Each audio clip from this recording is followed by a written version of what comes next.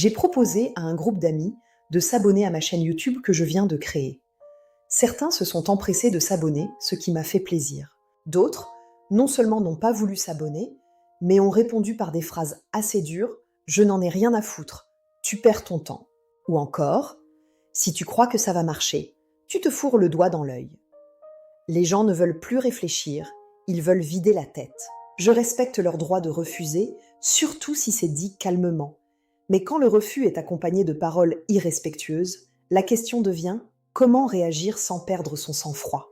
Il se peut que je réagisse en enfant, me sentir rabaissée, avoir besoin de me justifier, de prouver que j'ai raison. Ou en parent, juger l'autre, lui faire la leçon, vouloir avoir le dernier mot. Dans les deux cas, je suis dans une réaction automatique, pas dans une réponse choisie. Seul l'état du moi adulte est approprié ici. Mais attention, la réponse adulte, ce n'est surtout pas la réaction impulsive et irréfléchie. C'est une réponse qui survient dans le calme, après une bonne respiration, et qui nous libère des réactions automatiques du parent ou de l'enfant. C'est dans cet état du moi adulte que je peux reconnaître que l'autre a le droit de ne pas s'abonner, comprendre que ses paroles sont blessantes, mais qu'elles en disent plus sur lui que sur moi, et choisir une réponse bienveillante, dans le respect de moi-même et de l'autre. Voici donc 3 façons de répondre depuis l'état du moi adulte, après avoir traversé la réaction initiale.